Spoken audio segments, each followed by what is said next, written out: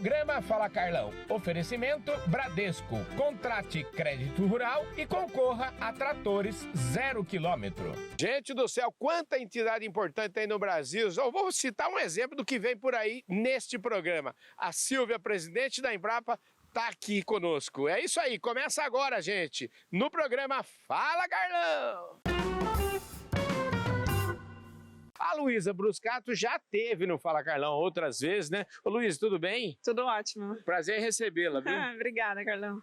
Agora, a Sheila, que ontem algum conhecido dela falou, eu vou encontrar com a Sheilinha. Eu falei, gente do céu.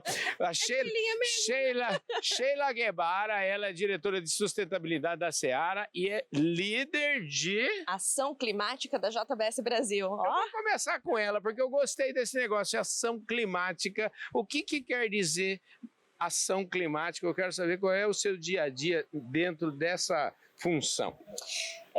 Bom, eu sou uma apaixonada pelo assunto, né? Quem conhece, quem acompanha Fala Carlão já deve ter me visto aí em alguns outros trabalhos aí anteriores. A pecuária, o setor do agronegócio, da agropecuária tem uma função importante, né, em entender qual que é a nossa pegada de carbono, qual que é a nossa emissão e o que a gente precisa fazer para reduzir e para caminhar para uma agropecuária de baixo carbono. Então, o nosso trabalho, meu trabalho, junto com um time super, né, da alta prateleira lá da JBS, é identificar as oportunidades de descarbonização dentro da nossa atividade, na nossa cadeia, né, e estabelecer aí planos de ação, né, o que efetivamente na prática a gente vai fazer para endereçar essas reduções. Muito legal. Ô Sheila, eu estava falando agora há pouco, antes de gravar essa entrevista com vocês duas, com o João Sampaio, você já deve estar acompanhando esse trabalho aí, e eu falava para o João, a missão do Fala Carlão é a gente estar aqui na COP, porque a gente quer traduzir, de certa forma, aqui para o pessoal da área internacional também, o que faz o produtor rural brasileiro, mas também levar para o produtor o que pensa aqui fora sobre o trabalho deles. A Luísa, no pouco que eu pude ouvir lá, ela falou, foi clara, e eu sempre digo para os produtores, o lugar de vocês é estar aqui nesse tipo de debate, estar aqui nesse tipo de discussão. E a Luísa, como diretora da mesa brasileira de pecuária, acho que foi clara nisso, né, Luísa? O produtor precisa participar mais, né? Sem dúvida, o produtor rural ele precisa ser protagonista dessa agenda, entender que sem ele a gente não vai conseguir mudar a realidade que está no campo, então isso é muito importante. Eu sempre faço essa provocação nos eventos que eu tenho participado, de que o produtor ele precisa se sentir parte da solução e contribuir para a mudança efetiva, né? As empresas estão comprometidas, todo o setor está comprometido, o produtor também está comprometido, mas a mudança vai acontecer também lá no campo, então a gente precisa deles. Marcelo, é sempre muito bom falar com você, viu? Prazer, Galão, bom demais estar aqui contigo novamente. Pois é, rapaz, a gente fala lá no Brasil, mas agora nós estamos falando aqui fora um pouquinho, né? Vamos falar aqui onde estão os gringos, onde está o barulho todo, né, rapaz? 70 mil pessoas do mundo inteiro aqui, 196 países representados. Escuta, o que o consórcio, antes da gente falar do que aconteceu aqui hoje, mas assim, o que o consórcio Amazônia Legal está preparando, e eu vi seu discurso falando sobre mais uma oportunidade, mais um local, falando do Brasil, já que você está aqui um pouquinho distante lá da onde fica o pavilhão do Brasil, você fez questão de explicar isso aqui, né? É o seguinte, quando nós resolvemos fazer o stand da Amazônia, né, o governador Helder, como presidente do consórcio, nós vamos ter um espaço, e esse espaço é para quê? Se você der uma volta aqui na COP e perguntar sobre o Brasil para 100 pessoas, essas 100 pessoas vão citar a Amazônia para você. Esse é o interesse mundial sobre o Brasil. Então nós precisamos encaixar essa Amazônia. Mas encaixar a Amazônia de verdade. Não é a Amazônia só florestal. Tá? É a Amazônia de floresta, é a Amazônia de gente, é a Amazônia da pecuária, é a Amazônia da agricultura, é a Amazônia dos sistemas florestais, da restauração florestal, da indústria, da mineração. Ou seja, são as diversas Amazônias que existem que a gente precisa situar e levar para as pessoas. Essa oportunidade que abre daqui até a COP30, que será realizada em Belém, é uma oportunidade, não é para o Pará, não é para Belém. Bom, o legado urbano vai ficar lá para a cidade de Belém. Mas o legado econômico, socioeconômico, ambiental tem que ficar para a Amazônia toda, e ao ficar para a Amazônia, fica para o Brasil. Pois é. Tá? Então, essa é uma oportunidade grande da gente trazer protagonismo, integridade e criatividade, levar de volta expectativas de financiamento, de apoio e de parcerias internacionais. Como é que esses três mundos, que são mundos com suas próprias urgências, com suas próprias demandas, com seus próprios interesses, como é que a gente converge todos esses interesses em prol de algo que é comum, né? Perfeito. A gente faz muito esse trabalho de articulação, né? O CBEDS, ele está idealmente posicionado para fazer essas costuras. Então, na construção de políticas públicas, por exemplo, a gente tem no momento sendo formulada a estratégia e plano de ação nacionais para a biodiversidade, que é o instrumento pelo qual vai ser implementado outra convenção que está diretamente relacionada do clima, que é a Convenção de Diversidade Biológica. Esse nexo entre clima e biodiversidade é cada vez mais forte. E nós construímos, assim como a ABEMA, recomendações, fazendo consultas às nossas empresas e à ABEMA, por consequência, junto aos governos subnacionais, para ter uma política pública efetiva em relação à implementação das 23 metas desse marco global de biodiversidade. Isso é super importante para que essas metas sejam aplicáveis. No caso da Convenção de Diversidade Biológica, tem uma inovação muito interessante, que é a meta 15. É a primeira vez que um tratado internacional traz uma meta específica para o setor empresarial e que diz respeito ao reporte e mensuração dos impactos, riscos e dependências em relação à natureza. O ABEMA Day precisa estar incorporado e a gente vai ter uma COP no Brasil daqui a 2 anos, né? Acho que esse aqui é um exercício, podemos dizer assim, que é um piloto, ele vai ser melhorado, mas sempre com essa tônica, de trazer para o mundo real o que efetivamente precisa ser discutido, colocando de forma concreta na mesa os elementos que têm que ser tratados nessas soluções diversas. Nós aqui falamos muito de como não permitir que os países ricos continuem ricos em benefício próprio e prejudiquem de forma consistente aqueles que estão em desenvolvimento. Então, a cobrança que todos fazem de que os países ricos têm que investir é o que nós colocamos, mas numa ótica concreta.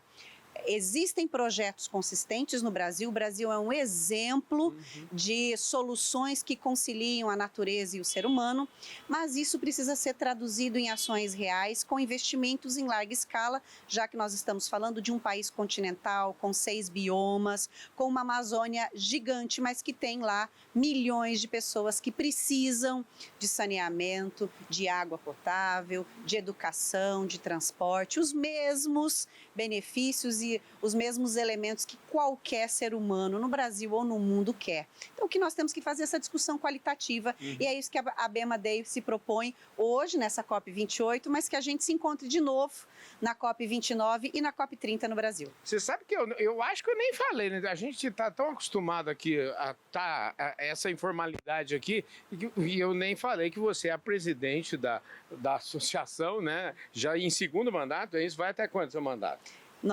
O mandato vai até 2025, agora até eu mesmo. O mandato vai até 2025, são 2 anos.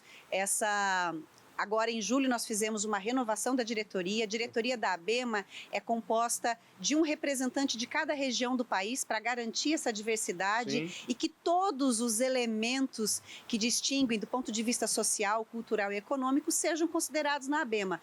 Fazem parte da ABEMA 48 instituições, são 26 secretarias de Estado e 22 autarquias e fundações estaduais que executam a agenda ambiental no Brasil. Ou seja, todos os órgãos estaduais de meio ambiente estão representados na ABEMA. Estávamos em 26 estados, somente o DF não estava aqui conosco hoje, então podem ver o tamanho e a importância da envergadura do evento aqui na COP28.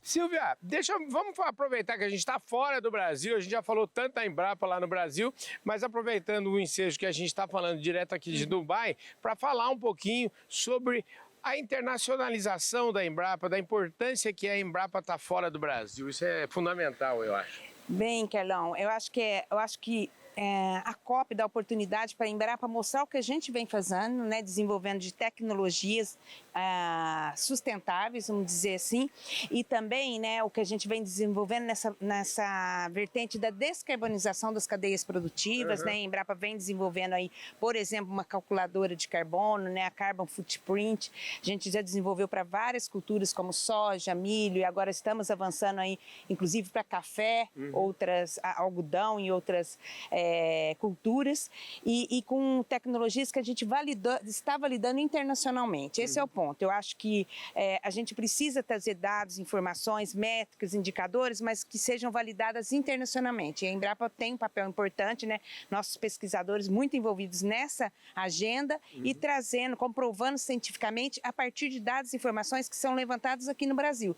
Quer dizer, é o que a gente fala, tropicalização desses índices, né? Que é muito diferente, né? Muitas vezes do índice que os números, né? Que são calculados, os indicadores são calculados nos países de clima temperado, seja na América do Norte, na Europa, né? Então, eu acho que é importante o papel da Embrapa, né? Trazer, mais uma vez, né? A nossa agricultura é baseada em ciência, esse é o diferencial da agricultura brasileira, e eu acho que a Embrapa tem um papel muito importante. E cada vez mais a gente levar essas informações para o mundo todo, né? Então, eu acho que a gente fala muito de melhorar a comunicação da agricultura, né? Que a gente fala muito para nós mesmos, para os convertidos no Brasil. Eu acho que a ciência tem esse papel de disseminar essa informação, né? Com ciência, a gente costuma dizer que é o pilar da verdade, né? É onde você vai mostrar com dados científicos, né? A partir de dados coletados no Brasil. E aí a gente está falando desde as técnicas mais antigas, como a fixação biológica de nitrogênio, plantio direto, sistemas integrados, né? As diversas combinações, integração lavoura, pecuária, floresta. E é engraçado, eu acabei de participar de um painel sobre a questão da descarbonização na Amazônia. E aí eu peguei um dado interessante da Embrapa, que a gente está trabalhando com a combinação de pastagens gramíneas, né, com leguminosas há mais de 20 anos na Amazônia, e a gente tem um dado interessante, a gente aí mais ou menos 55 mil hectares que trabalhou nesses 20 anos, atendendo aí mais de 700 mil produtores de bovinocultura de corte e leite na região, e a gente conseguiu reduzir a emissão de gases de efeito estufa em 36%. E isso comprovado, publicado internacionalmente. Então, a gente precisa trazer mais esses dados, né? E mostrar não só mostrar internamente, né? Mas também mostrar no Brasil, né? Digamos assim, mas mostrar para o mundo inteiro como a nossa agricultura tem desenvolvido tecnologia, a agricultura emite, mas ela também sequestra. Fernando Sampaio, mais uma vez aqui no Fala Carlão. Você tá bom, Fernando? Isso aí, de Marabá para Dubai, né? De Marabá para Dubai, rapaz. Ô, Fernando, falando de Marabá para Dubai, a gente dá para falar que é assim, da realidade para o sonho? Como é que a gente faz esse adjetivo? Como é que a gente compara Marabá com Dubai? Olha, a gente acha que não, mas tem uma relação muito grande, né? Toda essa discussão de sistemas alimentares ganhou uma proporção grande aqui na COP, né? A atenção de todo mundo, ou seja, essa transição que a gente precisa fazer na produção de comida para que ela tenha menos impacto, mas que a gente continua produzindo, né? E é o que a gente quer fazer no Pará, o governador do Pará está aqui, né, falou disso também, quer dizer, a gente tem esse desafio tanto de desvincular o desmatamento da produção, como de melhorar a produção e reduzir o impacto, que é o que a gente tem toda a condição de fazer lá no Brasil. Está adiante, né? O Brasil, me parece, está adiante, eu conversando com muita gente aqui, com todo mundo que eu converso aqui, o Brasil está diante de uma gigantesca oportunidade. É um gigantesco desafio, mas como todo desafio tem uma gigantesca oportunidade. Como é que a gente faz para efetivamente não perder uma oportunidade? Porque nós somos campeões de perder oportunidade também, né?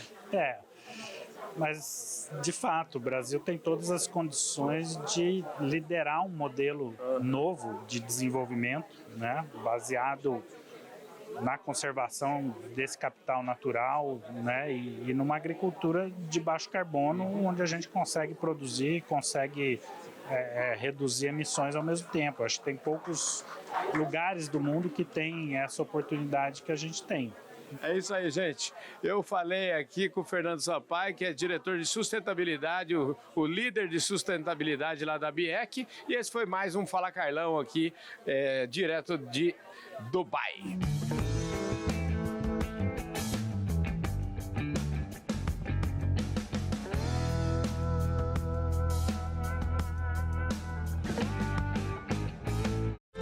na Fala Carlão. Oferecimento Bradesco. Contrate crédito rural e concorra a tratores 0 km.